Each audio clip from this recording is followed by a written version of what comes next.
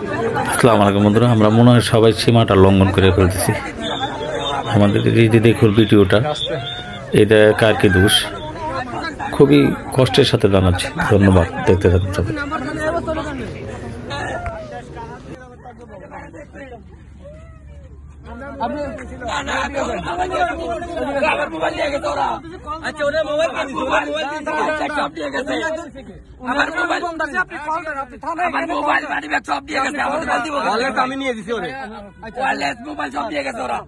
আমি তো উনি যে একজন পোশাকধারী, ঠিক আছে, উনি সিভিলে থাকতো তাহলে বলতাম যে হ্যাঁ উনি সিভিলে আছে, তাহলে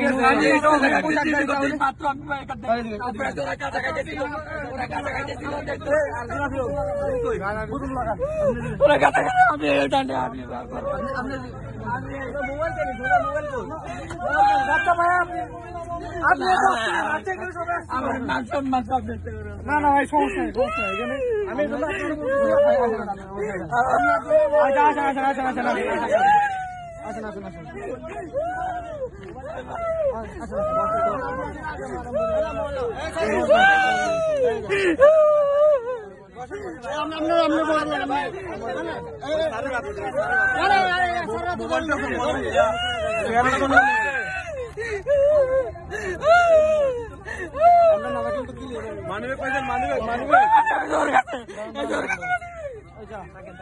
আচ্ছা আপনি উনি পোশাকধারী, যদি উনি সিভিলে থাকতো যে ওর মতন সিভিল তাহলে একটা কথা বলতো, আপনি পোশাকধারী, উনি পোশাকধারী ছিল, তাহলে উনি ওনাকে আপনি হাত দিচ্ছেন কেন?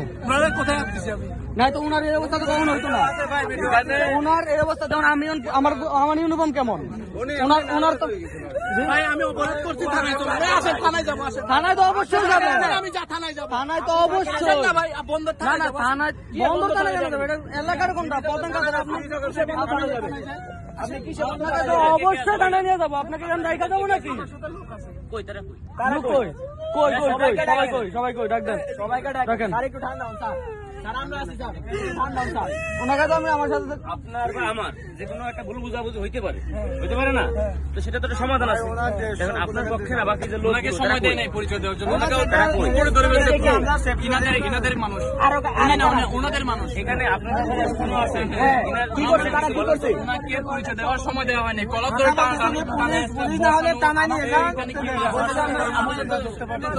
আমি জানতে চাচ্ছি বড় ভাই,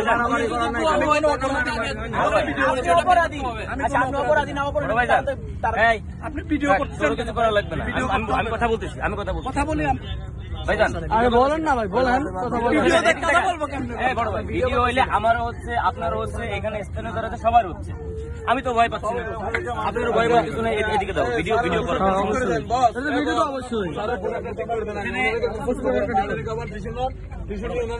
কি অপরাধটা কি, মানে কি করতেছে, হেনস্থা করতেছে, কি হেনস্থা বলতে কি বলতে আমরা চা খাচ্ছি,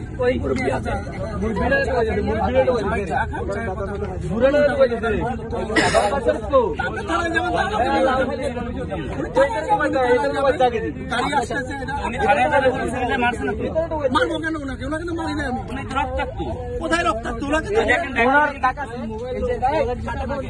এই যে তার গায়ে দাগ, এই যে দেখেন এসলের চিহ্ন, এইগুলো কি?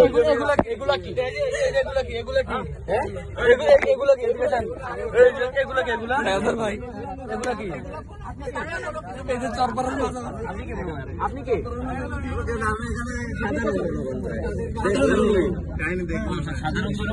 পুলিশ মারবে না? না ভাই মারি না, আমি বলতেছি তাই দেখলাম।